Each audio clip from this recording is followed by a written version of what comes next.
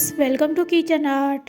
શું ફ્રેન્ડ્સ, તમે ક્યારે તમારા બાળકો માટે બાજરીના લોટમાં છાશ નાખીને કોઈ રેસીપી બનાવી છે? તો ફ્રેન્ડ્સ, આજે આપણે બાળકો માટે પેટ ભરાય તેવી રેસીપી બનાવીશું. આ રેસીપી એટલી હેલ્ધી છે કે એકવાર જો તમે તમારા બાળકો માટે બનાવશો તો વારંવાર બનાવવાનું મન થશે. અને મારી ગેરંટી છે કે બાળકો પણ હોશે હોશે ખાશે. તો ચાલો રેસીપી શરૂ કરીશું. રેસીપી સારી લાગે તો લાઈક અને શેર કરજો. મારી ચેનલ ઉપર નવા હોય અને મારી ચેનલને હજુ સબસ્ક્રાઈબ ન કરેલ હોય તો સબસ્ક્રાઈબ કરી બાજુનું બેલ બટન દબાવવાનું ભૂલશો નહીં, જેથી કરીને તમને મારા નવા વિડીયોનું નોટિફિકેશન મળતું રહે. તો સૌપ્રથમ આપણે એક વાટકી સેટ કરી લેવાની છે અને તે જ વાટકીના માપથી આપણે અડધી વાટકી જેટલો રવો એડ કરવાનો છે અને તેમાં 2 ચમચી જેટલો આપણે ચણાનો લોટ એડ કરશું. ચણાનો લોટ એડ કર્યા પછી તે જ વાટકીના મેઝરમેન્ટથી અહીંયા આપણે 1 વાટકી જેટલો બાજરીનો લોટ એડ કરવાનો છે. તો ત્રણેય વસ્તુ એકસાથે એડ કર્યા પછી હવે આપણે ખાટી છાશ લેવાની છે અને ખાટી છાશથી આ બેટર બનાવવાનું છે. તો પહેલાં આપણે ખાટી છાશ એડ કરશું 1 વાટકી જેટલી અને પછી 1 વાટકી જેટલું પાણી એડ કરશું. જો છાશ વધારે ખાટી ન હોય તો 2 વાટકી જેટલી છાશ પણ તમે લઈ શકો છો. મારી છાશ ખાટી હતી એટલે મેં તેમાં 1 વાટકી જેટલું પાણી એડ કરેલું છે અને આ મિશ્રણને આપણે પહેલાં મિક્સ કરી લેશું. આ રીતે સરસ રીતે રવો અને બાજરીનો લોટ છે તે સરસ મિક્સ થઈ જાય પછી તેમાં આપણે વેજીટેબલ્સ એડ કરવાના છે. તો શિયાળામાં જે સરસ ગ્રીન વેજીટેબલ્સ આવે છે તે જ આપણે અહીંયા એડ કરશું.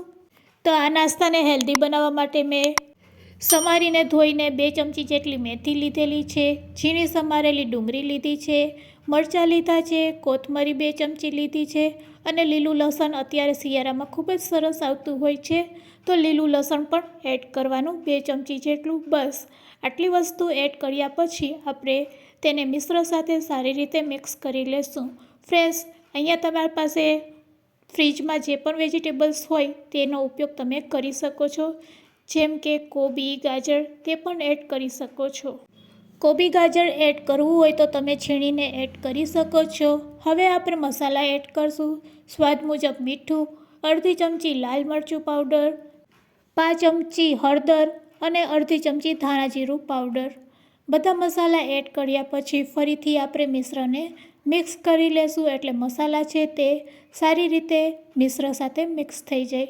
હવે ફ્રેન્ડ્સ, આપણે ફરીથી છાશ 1 વાટકી જેટલી એડ કરવાની છે અને આ બેટરને આપણે રેસ્ટ આપવાનો છે, કારણ કે અહીંયા આપણે રવો એડ કરેલો છે. રવો સરસ પલળી જાય એટલે આપણે તેને 5 થી 10 મિનિટ માટે રેસ્ટ આપીશું. તેની પહેલાં આપણે થોડીક કસૂરી મેથી પણ એડ કરી દઈશું. કસૂરી મેથીથી આ નાસ્તાનો સ્વાદ 4 ગણો વધી જાય છે. તો કસૂરી મેથી હોય તો ચોક્કસથી તમારે એડ કરવાની અને જો કસૂરી મેથી ન હોય તો તમે થોડાક અજમા પણ એડ કરી શકો છો. બસ 10 મિનિટ રેસ્ટ આપ્યા પછી હવે આપણે તેમાંથી નાસ્તો બનાવીશું. તો અહીંયા આપણે બેટરને જોઈ લઈશું. બસ આવું જ બેટર આપણે રાખવાનું છે. તો ચાલો હવે આપણે ગેસ તરફ જઈશું અને ગેસની ફ્લેમ ચાલુ કરીશું અને તવાને ગરમ કરીશું. તવો સરસ ગરમ થઈ જાય એટલે આપણે તેમાં અડધી ચમચી જેટલું તેલ એડ કરશું. તેલ સારું એવું ગરમ થઈ જાય એટલે તેમાં આપણે રેડી કરેલું મિશ્ર છે તે આ રીતે સ્પ્રેડ કરી દઈશું. તો ફ્રેન્ડ્સ, આ નાસ્તો બનાવવા માટે પહેલી વાર આપણે જ્યારે બનાવશું ત્યારે આપણે તેલનો ઉપયોગ કરવો પડશે. પછી તેલ વગર પણ આ પુડલા આરામથી બની જશે. તો જ્યારે તમે પુડલા બનાવો ત્યારે નોનસ્ટિક તવાની પણ જરૂર નહીં પડશે. બસ આ રીતે મિશ્રને તમારે સારી રીતે સ્પ્રેડ કરી દેવાનું અને ગેસની ફ્લેમ આપણે મીડિયમ રાખીશું. એક બાજુ સરસ ચરી જાય એટલે આપણે તેને પલટાવી લેશું. તો વિન્ટરમાં ક્યારેય તમે આ રીતે બાજરીના પુડલા ન બનાવેલા હોય તો એકવાર ચોક્કસથી ટ્રાય કરજો. જેટલા પણ ઇન્ગ્રીડિયન્ટ્સ નાખેલા છે તેનાથી આ પુડલાનો સ્વાદ 4 ગણો વધી જશે અને બાળકોનો પણ ફેવરેટ નાસ્તો બની જશે. કારણ કે અહીંયા આપણે છાશનો ઉપયોગ કરેલો છે. જનરલી આપણે પુડલા બનાવતા હોય ત્યારે પાણીનો ઉપયોગ કરતા હોય છે, પણ છાશમાંથી બનાવેલા આ પુડલા ખાવાની ખૂબ જ મજા પડશે. સાથે તેમાં આપણે થોડોક રવો નાખેલો છે, ચણાનો લોટ નાખેલો છે, એટલે બાજરીના પુડલા કરતાં આ પુડલાનો ટેસ્ટ થોડોક અલગ લાગશે અને સાથે બનાવવામાં પણ ખૂબ જ સહેલા છે. તો જાળીદાર પુડલા બનીને આ રીતે રેડી થઈ જશે. ફ્રેન્ડ્સ, આ રીતે એક પુડલો રેડી થઈ જાય એટલે આપણે તેને એક પ્લેટમાં કાઢી લેશું. હવે આપણે તેલ વગર જ બધા પુડલા બનાવીશું. તેલની પણ જરૂર નહીં પડશે. એકદમ સહેલાઈથી તે પલટી જશે. તો બેટરમાંથી 1 ચમચા જેટલું બેટર આપણે તવા ઉપર લેશું અને તેને આ રીતે સ્પ્રેડ કરી દેશું. ગેસની ફ્લેમ મીડિયમ રાખવાની. એક બાજુ સરસ તે ચડી જાય એટલે તેને આપણે પલટાવી લેશું.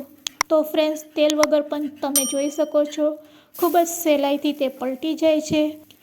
હવે જો તમારે તેલ લગાડવું હોય તો તમે ઉપરથી તેલ લગાડી શકો છો. મારા બાળકોને તેલવાળા જ પુડલા ભાવે છે એટલે હું તેના ઉપર થોડુંક આ રીતે તેલ સ્પ્રેડ કર્યું. તો આ પુડલાને તમે ખૂબ જ ઓછા તેલમાં પણ બનાવી શકો છો અને બાળકોને ખવડાવી શકો છો. તો એકદમ સરસ નોનસ્ટિક તવા વગર પણ આરામથી તમે તવા ઉપર આ પુડલા બનાવી શકો છો. તો અહીંયા આપણો બીજો પુડલો પણ તૈયાર થઈ ગયો છે. બસ તેને પણ આપણે એક ડીશમાં કાઢી લેશું. એકદમ સરસ જાળીદાર પુડલા રેડી છે. બસ તે જ રીતે આપણે બધા બેટરમાંથી આ રીતે પુડલા બનાવીને રેડી કરી લેશું. બસ હવે તેલની પણ જરૂર નહીં પડશે. આ રીતે તમે બધા બેટરમાંથી આ રીતે પુડલા બનાવીને રેડી કરી શકશો.